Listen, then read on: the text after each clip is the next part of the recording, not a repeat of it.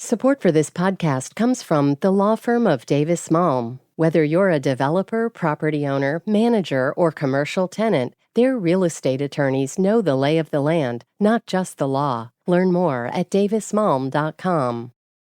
WBUR Podcasts, Boston.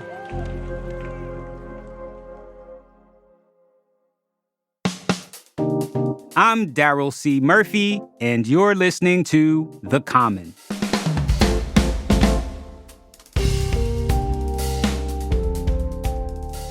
WBUR Associate Producer for Newsletters, Hannah Ali. Welcome back.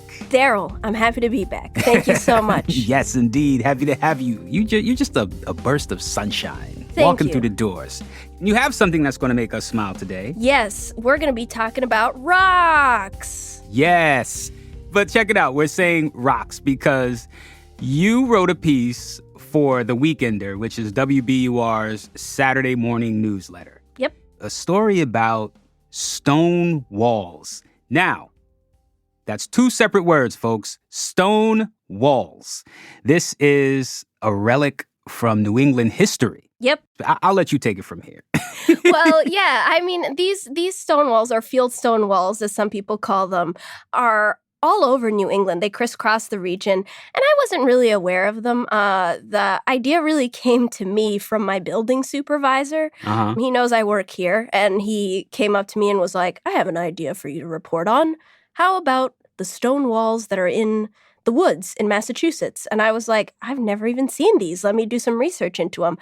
Only to find that these are this massive historical relic that exists like throughout the region, and also like people are obsessed with them. Mm-hmm. So I was kind of like, all right, I need to get an expert on this.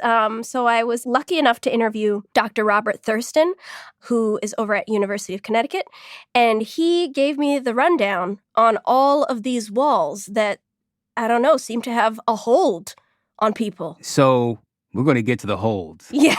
We're going to get to the hold very soon. But Yeah. for folks trying to picture what we're talking about, describe what a stone wall looks like in New England. You may have gone past one on a hike without even really noticing it. They're large stones stacked up on top of each other. They'll be larger at the base, generally smaller at the top. They're about 3 feet in height. Pretty unassuming and sturdy, but they actually used to exist as property boundaries for people's personal farmland, whether they were keeping in crops or livestock or something like that. These short little rock walls were the piece that let you know this area has been settled at some point. You can see them, like sort of tucked away on the sides of the road. We see that, like sort of unsettled land, each as the highway cuts through. And you can see them on the highway. How far back do these stone walls go? Pre-Civil War. So we're going back. So these walls are all over the region, right? Yeah. Do you have a sense of, let's say, how much mileage do these walls cover in the region? Yeah, so experts actually estimate there are around 240,000 miles of these walls that were originally laid down, made basically just by piling stone throughout New England. So that's about 18 times the length of the Great Wall of China. Wow. Today, they think there's approximately 100,000. Okay. Yeah. So that's still a lot. That is still a ton. Yeah. Yeah. Tons and tons and tons. Of rocks. Now, where did all these rocks come from? It's actually pretty interesting. The rocks came from the land. They were constructed really to deal with an excess of stones in the soil. So while farmers were tilling their land, they seemed to come across huge, massive pieces of stone in the soil that had been moved centuries prior through glaciers that came through Massachusetts. But the rocks buried themselves miles deep into the soil, and as people were sort of tilling the fields, they're coming across big hunks of stone that had broken off mountains and been, just like wedged deep. And they had to do something with them. The farmers would just sort of pile the stones they would come across along the fence line. And in the off season, or after a while, they'd realize they'd accumulated enough rock to make a wall. And they would make a wall around their land, around their crops. So those existed basically to deal with a problem. Wow. And we're talking pre-Civil War at this point. Yeah. Yeah. When you say pre-Civil War, Yeah. Who's building these walls? Now that is a great question. I personally asked that myself because I was like, let's be honest. Who was putting up those rocks? Who was putting them up? Some very heavy rocks. So what I was told was it could have been the farmer. It could have been his family.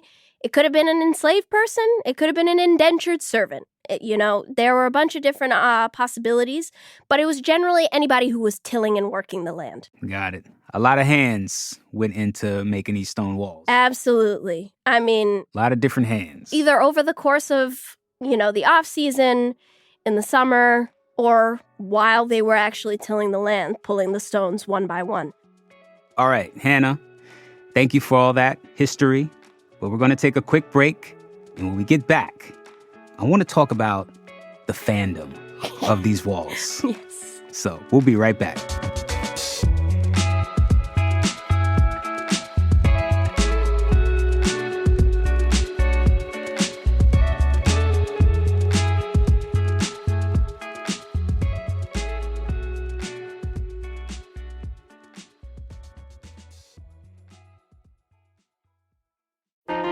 Politics has never been stranger or more online, which is why the politics team at Wired is making a new show, Wired Politics Lab. It's all about how to navigate the endless stream of news and information and what to look out for.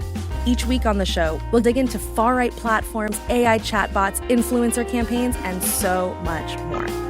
Wired Politics Lab launches Thursday, April 11th. Follow the show wherever you get your podcasts.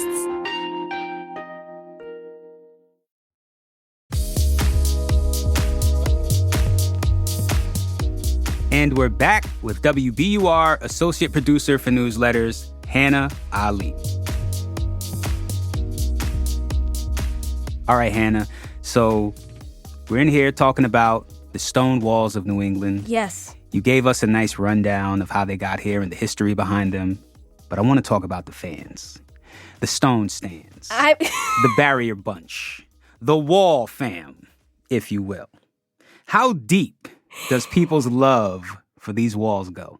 Really deep. I personally was really surprised. This has been the most emails I've received on any weekender I've written. And I've written a lot of different newsletters. And as I was sort of like going around talking to people in my life about the piece that I was writing, my cousin and her husband, they hike a lot. And I asked them, like, are you guys familiar with these stone walls at all? And her husband's head like popped up and was like, am I familiar? Like this is something I'm really into. And it turns out he was waiting for that so moment. Many people are into he was ready to talk about them. People are really into these. You know what's coming to mind for Yeah. me? I think it's how people in Boston are really affectionate towards triple deckers. Yes. Right? Something that is a cultural marker of our Yeah. landscape. Robert Frost even wrote a poem about them, but another New England celebrity seemed to proclaim her love for these stone walls on her Instagram a little while ago. Who might this be? Are you familiar with Glenn Close? Yes, Fatal Attraction. Yep. Yeah. When I picture Glenn Close, I definitely think of her as Cruella de Vil in 101 Dalmatians.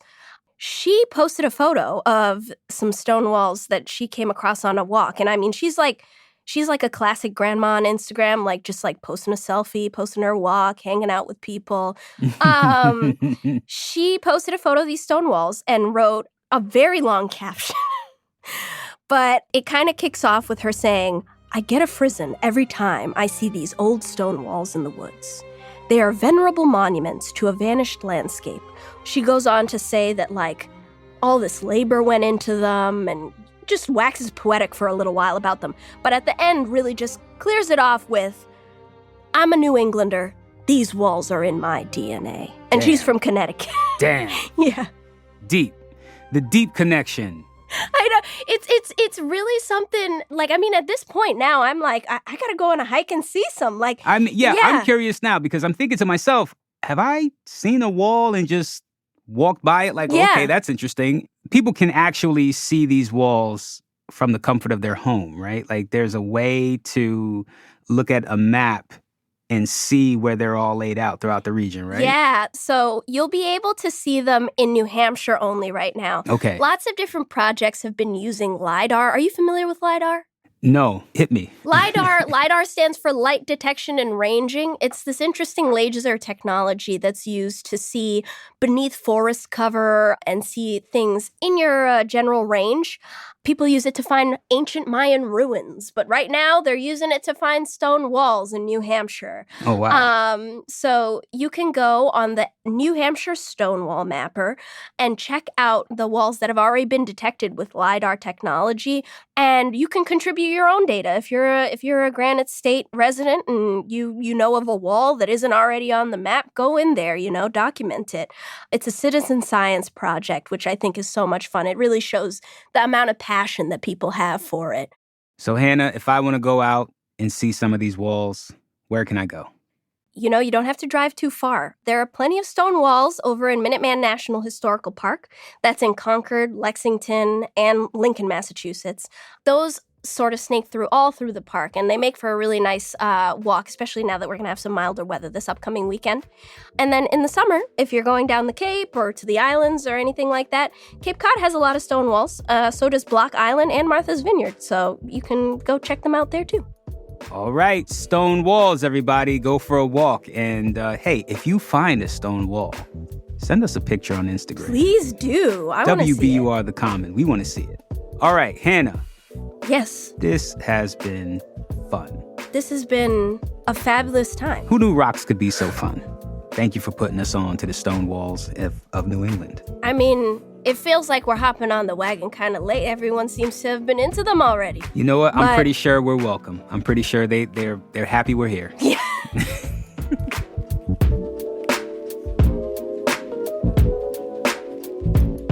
That's WBUR Associate Producer for Newsletters, Hannah Ali.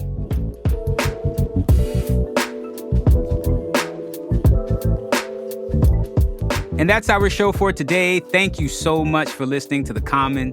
Listen, folks, I'm serious. Send us your stone wall pics. Hit us up on Instagram at WBUR The Common, or send us an email at thecommon@wbur.org.